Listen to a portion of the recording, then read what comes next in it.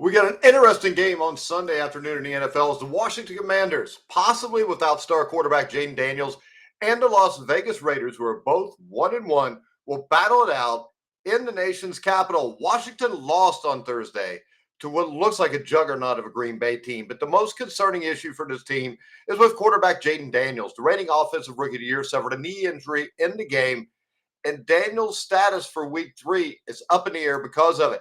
As a result, odds makers have moved the Commanders from a 6.5-point favorite to a 3.5-point favorite at home in this matchup. Meanwhile, Vegas struggled mightily on offense in week 2 as Geno Smith tossed 3 picks, and Vegas finished with just 9 points and a double-digit loss to the LA Chargers. The Raiders could be a fringe playoff team if Geno Smith could play well this season. The problem is the floor is pretty low for Geno Smith, as he's proved before. Half the year he'll be awesome, half the year he'll be bad.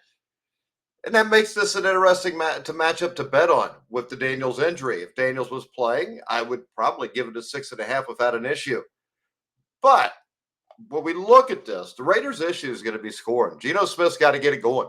Ashton Gente, the running back, has been slow the first 2 games of his career. He's averaging just 2.7 yards per carry and has run for 81 yards in 2 games with the Raiders. Gente finished with 11 carries and 3 receptions in week 2 against the Chargers. But his snap share fell off considerably. In week 1, he played in over 85% of the Raiders' snaps. In week 2, that dropped to 55.7%. This is a Commanders defense that is just allowing 3.9 yards per carry this season. So Gente is going to have another tough game on Sunday.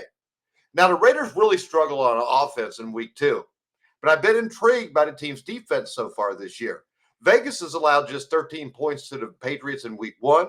And outside of a 60-yard touchdown from Quentin Johnson, it held the Chargers basically in check, despite all those Geno Smith turnovers. In fact, the Raiders are allowing the 4th fewest yards per carry in the NFL. So this game, if Jaden Daniels doesn't play, is going to be a headbanger. Now, Washington struggled to get anything going on the ground in week 2. And now it's going to have to rely on mainly a ground game. Even if Daniels plays, he's going to be banged up. He's not going to be 100%. Do you trust Marcus Mariota here with the start?